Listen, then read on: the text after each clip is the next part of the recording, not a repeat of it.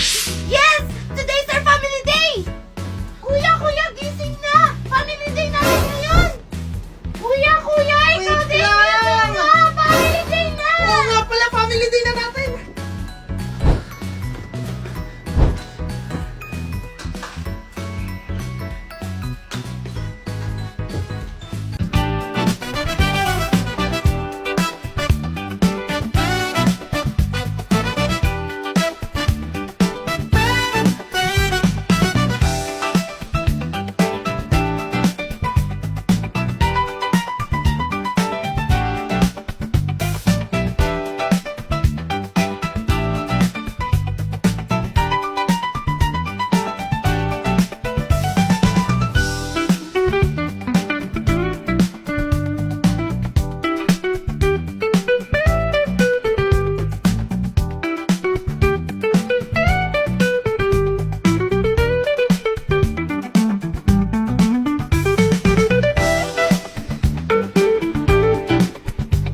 Ano mga anak, ready na ba kayo?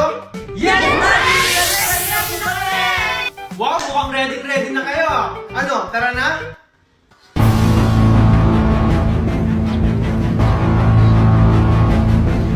Anak, usapan natin ha. Okay, Daddy! Oops! Bakit, Kuya Guard? Asan yung guardian nyo? Ako sir, ako yung daddy nila. Ah, ganun ba sir? Asan yung asawa nyo? Bakit kailangan ba buong pamilya? Wala na kami, Mami! Tama na! Ano, papapasukin mo ba kami o hindi? Sige, pwede na kayo pumasok.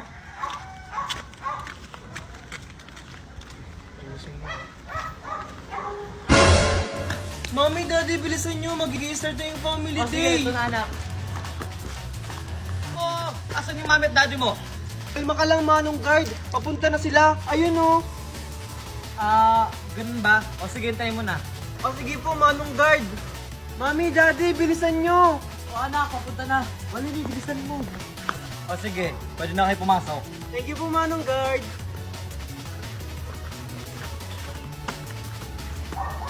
Handa na ba kayo? Dahil today is our family day! And ready na ang lahat? Bago mag-umpisa ang ating event, magpapakilala muna ang kanilang mga pamilya. We will start with Pokiko Family! A round of applause! Binasa ang Pokiko Family! Wala ba kayong palakpakan dyan? May utang Pokiko Family! Palakpakan! Sigugat Pokiko Family! Palakpakan! Namaga Pokiko Family! And now, please welcome Junjun, Megan, Kokoy at ang kanyang tatay, Marco! Palakpakan! Thank you! And now, ang muling pamilyang ipapakilala ko ay ang pamilyang... Ang pamilya ni Marmoy!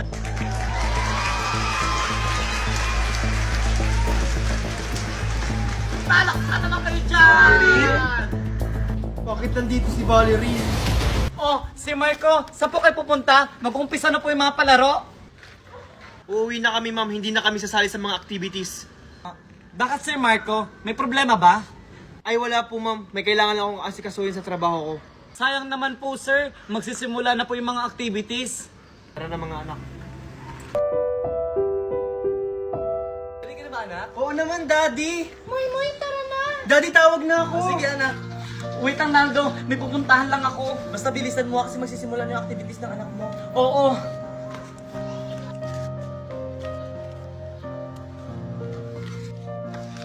Marco? Mami? Ano pang ginagawa mo dito, Valerie? Gusto ko na makausap yung mga anak ko. Mami? Ano pang ginagawa mo dito, Valerie? Makausap? Para saan pa? Di ba meron ka ng bagong pamilya?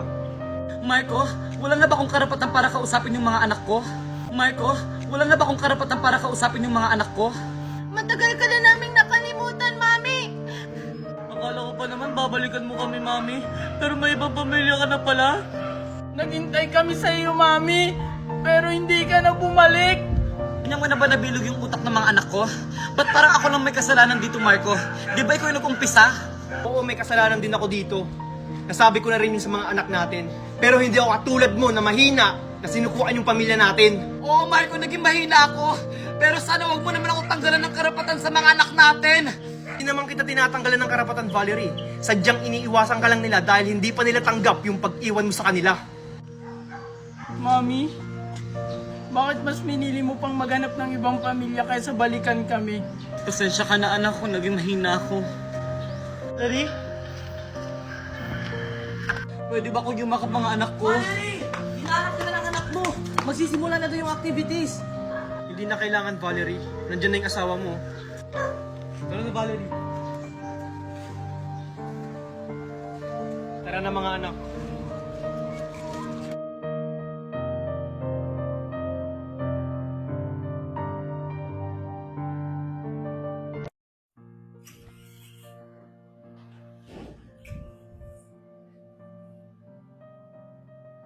O mga anak, huwag na kayong malungkot. Eh, paano hindi kami malulungkot, Daddy? Eh, may ibang pamilya na pala si Mami. Tapos, sa family day pa namin nalaman, kala ko magiging masaya yung family day natin. Nangako pa naman si Mami na babalikan niya kami, pero may ibang pamilya na pala siya. Huwag na kayong malungkot mga anak. Kahit may ibang pamilya na ang mami nyo, nandito naman ako para sa inyo. Huwag kayong mag-alala mga anak. Itutuloy natin yung family day dito sa bahay.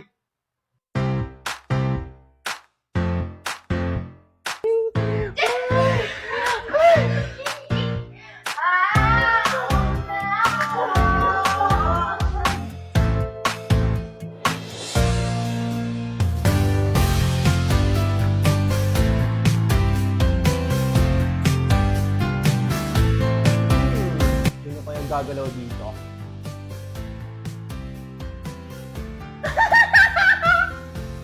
Tibay.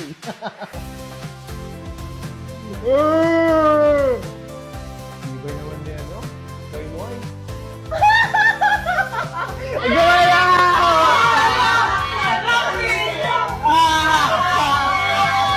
Okay mga anak, Amy! Selva!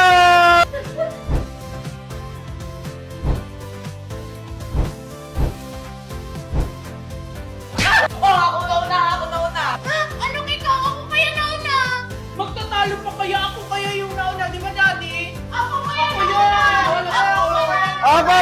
Huwag na kayo mag-away! Ang panalo ay si... Kayong lang!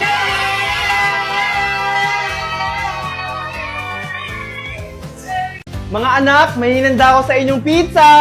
Wow! Thank you, Daddy!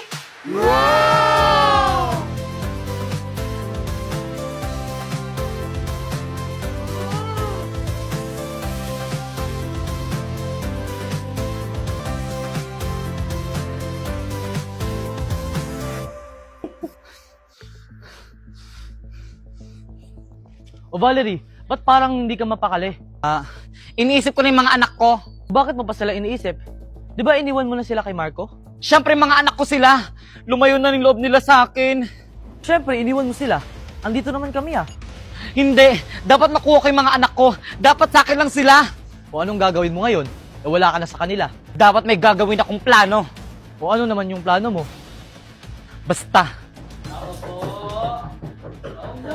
Parcel ko na ata yan. Daddy, may dumating pa akong parcel. Ganun ba, Junjun? Magkano ba yun? Mga 500 pesos po yun, Daddy. Okay, sige, sabihin mo dun sa rider, online payment na lang.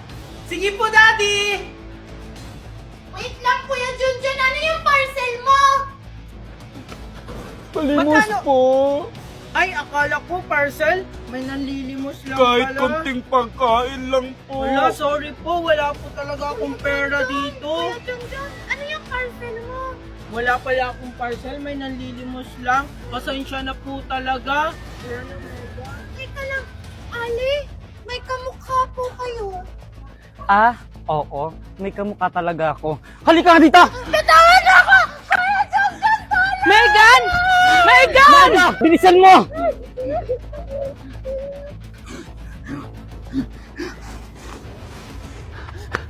Megan! Megan!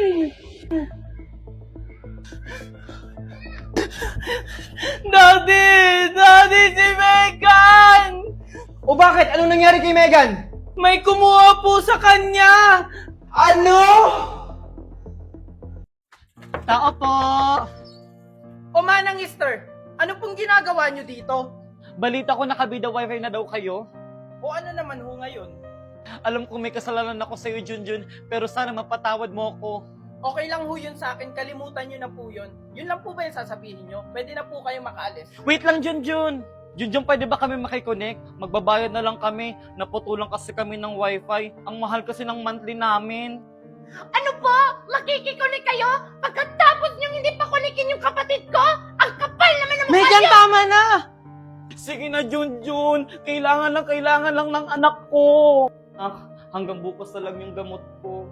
Ah, sige po, inay. Bibili po agad ako bukas. Mami, hindi daw po ako makaka-exam kasi hindi na po daw pwede yung promissory note. Kailangan ko na po magbayad ng tuition.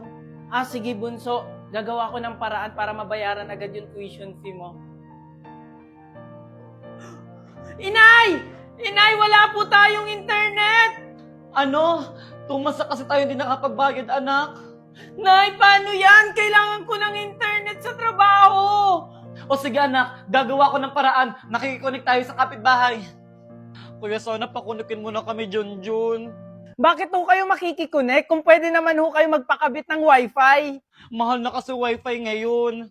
Manang Esther, yung ginagamit naming wifi, 888 pesos lang per month. Ano? Ang mura naman yan. 888 pesos lang. Anong wifi yan? Bida Fiber po, 1,500 lang ang installment fee at makakakuha na kayo ng 888 pesos monthly wifi na pwedeng kumonect ng 8 devices na may bilis na up to 75 Mbps. Affordable na siya manang Esther, kaya nga may wifi kami ngayon dahil swak sa budget at quality wifi pa. Salamat, Junjun. I-message ko na po yung Bida Fiber.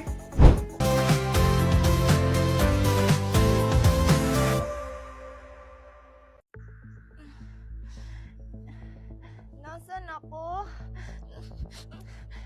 Daddy! Daddy! Daddy! Megan, anak. Gising ka na pala. Mami!